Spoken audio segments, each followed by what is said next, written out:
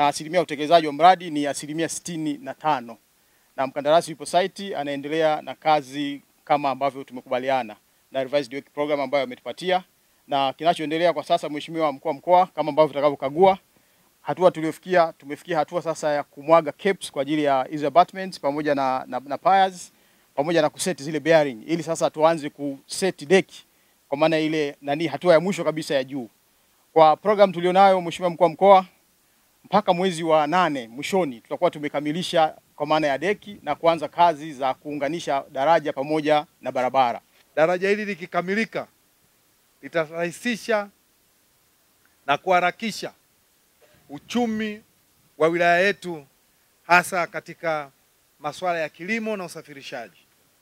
Ni matumaini yetu mradi huu utachagiza maendeleo ya kata ya Msangano kipekee, kwa sababu katika kijiji cha Msangano tunategemea ndio kitakuwa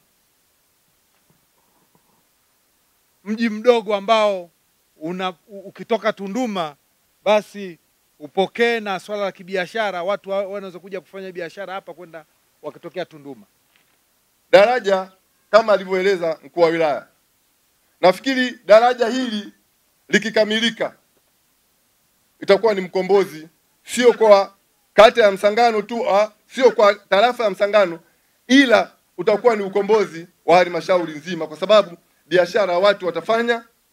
Kizuizi kikubwa kilikuwa ni hili daraja, na mimi nawapongeza sana. Kasi inayokwenda kwenye daraja hii ndio ingekuwa kwenye maji, nafikiri mimi singekuwa na kusema.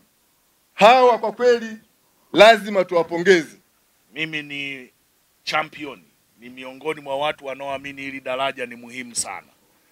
Nilipokuja alikuwa anasubiria advance, sasa hivi kashalipwa bilioni 1.5. Rais Samia amezitoa, amezileta Msangano ili wananchi muwe na uwezo wa kutoka Msangano kwenda Tunduma bila kuzunguka kwenda kupanda ule mlima. Kazi ya serikali ni kutenda bila kuangalia watu wanasema nini, kuhudumia wananchi bila kuangalia watu watasema nini, kuhudumia wananchi bila ubaguzi, bila upendeleo, ili mradi wananchi wapate huduma wanayostahili.